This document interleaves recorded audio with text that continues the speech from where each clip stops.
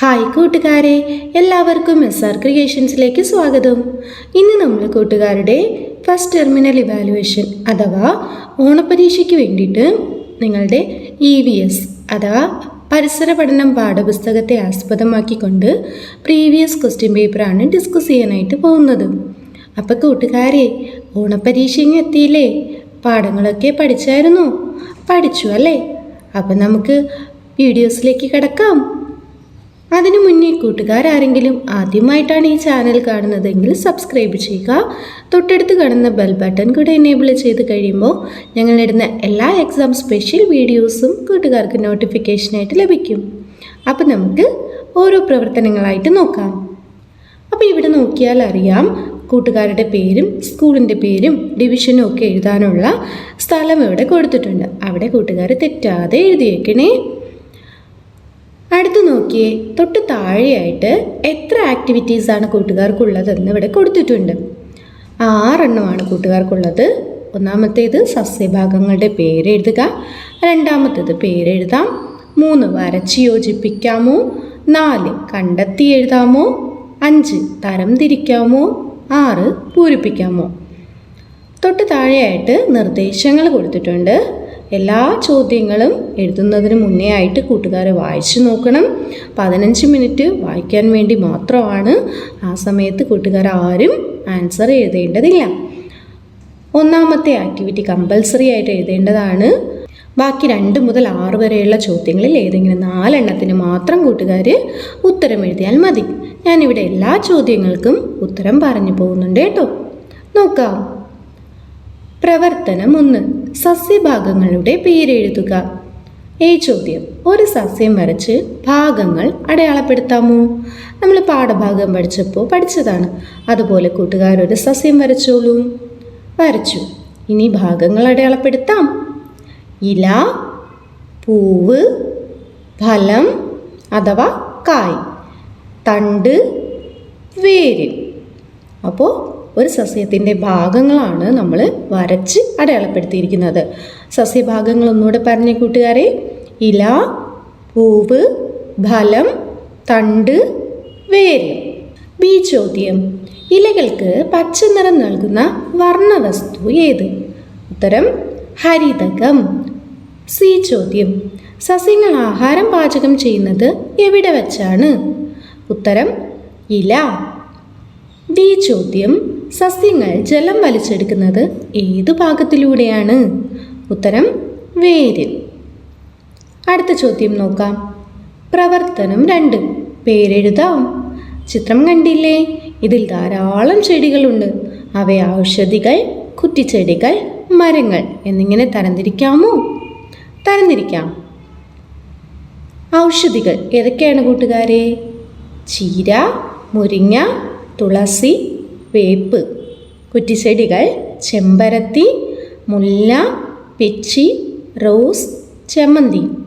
മരങ്ങൾ മാവ്, പ്ലാവ്, അയണി, റബ്ബർ, തെങ്ങ്. ഇനിയും ഒത്തിരി ഔഷധികളും കുറ്റിച്ചെടികളും മരങ്ങളും ഒക്കെ ഉണ്ട്. കൂട്ടുകാർക്ക് അറിയാവുന്ന പേരുകൾ എഴുതിക്കോളൂ കേട്ടോ. അടുത്ത ചോദ്യം, പ്രവർത്തനം 3, വരച്ച് യോജിപ്പിക്കാമോ? അനുയോജ്യമായ പ്രസ്താവനയിലേക്ക് സസ്യഭാഗങ്ങളെ വരച്ചു ചേർക്കാമോ? ഇവിടെ നോക്കിയ കൂട്ടുകാരെ, 3 സസ്യഭാഗങ്ങൾ കൊടുത്തിട്ടുണ്ട്. തണ്ട്, ഇല, വേര്.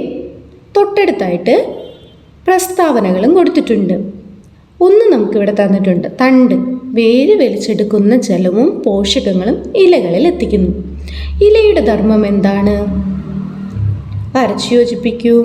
സസ്യത്തിനാവശ്യമായ ആഹാരം നിർമ്മിക്കുന്നു.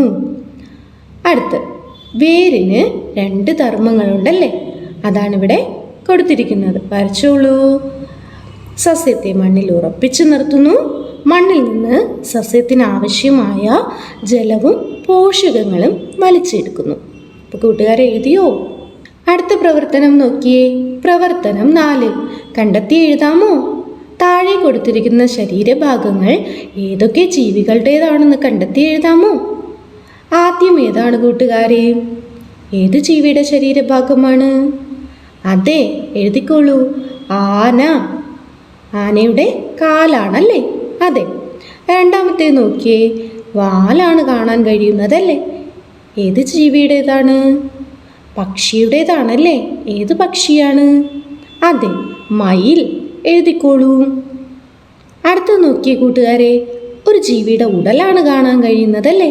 ഏത് ജീവിയുടേതാണ്? അതെ, എഴുതിക്കോളൂ. സീബ്ര. അടുത്ത് നോക്കിയേ, 2 കാലുകളാണ് കാണാൻ കഴിയുന്നത്. ഏത് ജീവിയുടേതാണ്? പക്ഷിയുടേതാണല്ലേ? ഏത് പക്ഷിയുടേതാണ്? അതെ, കോഴി. അപ്പോൾ ഇതുപോലെ കൂട്ടുകാർക്ക് ജീവികളുടെ ശരീരഭാഗങ്ങൾ തന്നിരുന്നാൽ എഴുതാനായി പഠിച്ചു വച്ചേക്കാം. അടുത്ത ചോദ്യം നോക്കൂ. പ്രവർത്തനം 5 തരംതിരിക്കാമോ? സഞ്ചാര രീതിയുടെ അടിസ്ഥാനത്തിൽ ജീവികളെ തരംതിരിക്കാമോ? ഇവിടെ നോക്കിയേ കൂട്ടുകാരെ, നടക്കുന്നവയുണ്ട്, ഇഴയുന്നവയുണ്ട്, പറക്കുന്നവയുണ്ട്, നീന്തുന്നവയുണ്ട്. പല രീതിയിലാണ് ജീവികൾ സഞ്ചരിക്കുന്നതല്ലേ? അപ്പം നമുക്ക് ഓരോരുത്തരെയായി തരംതിരിക്കാമോ? തരംതിരിച്ചോളൂ. നടക്കുന്നവ എഴുതാം. കോഴി, കഴുത, ഒട്ടകം. ഇഴയുന്നവ പാമ്പ്, അട്ട, ഒച്ച്. പറക്കുന്നവ കുയിൽ, കാക്ക, മയിൽ. നീന്തുന്നവ മീൻ, താറാവ്, തവള. അടുത്തു നോക്കിയേ, നമ്മുടെ പരീക്ഷയിലെ അവസാനത്തെ ചോദ്യം. പ്രവർത്തനം 6 പൂരിപ്പിക്കാമോ? ചിത്രശലഭത്തിൻ്റെ ഓരോ ഘട്ടങ്ങളാണ് ചിത്രത്തിൽ. വിട്ടുപോയവ കണ്ടെത്തി എഴുതാമോ? എഴുതിക്കോളൂ കൂട്ടുകാരെ. ആദ്യം മുട്ടയാണല്ലേ? ആദ്യം എന്താ കൂട്ടുകാരെ? മുട്ടയാണ് ഉണ്ടാവുന്നതല്ലേ? അതെ. അത് കഴിഞ്ഞോ? അത് ചെറിയ പുഴുവായി മാറുന്നു. പുഴു പിന്നെ ലാർവയായി ഒരു കൂടുണ്ടാക്കുന്നു അല്ലേ? അതിനെ പ്യൂപ്പ എന്ന് പറയുന്നു. അടുത്ത് മനോഹരമായ ശലഭമായി പറന്നുയരുന്നു. അപ്പോൾ ചിത്രശലഭത്തിൻ്റെ ഓരോ ഘട്ടങ്ങളാണ് നമ്മൾ വരച്ചതല്ലേ? അപ്പോൾ കൂട്ടുകാരെ, നമ്മൾ EVS പരീക്ഷയ്ക്ക് വേണ്ടിയിട്ട് ചോദ്യങ്ങളും ഉത്തരങ്ങളും ഒക്കെ നോക്കിയായിരുന്നു അല്ലേ? അപ്പോൾ പാഠഭാഗങ്ങളൊക്കെ കൂട്ടുകാർ നന്നായി പഠിക്കുക, നന്നായിട്ട് ആൻസർ ചെയ്യുക. അപ്പോൾ കൂട്ടുകാർക്ക് ക്ലാസ്സുകൾ ഇഷ്ടമാവുകയാണെങ്കിൽ ലൈക്ക് ചെയ്യുക, നിങ്ങളുടെ ഫ്രണ്ട്സിന് കൂടെ ഷെയർ ചെയ്ത് കൊടുക്കുക. അപ്പോൾ അടുത്ത ക്ലാസ്സിൽ നമുക്ക് ഒരുമിച്ച് കാണാം. താങ്ക്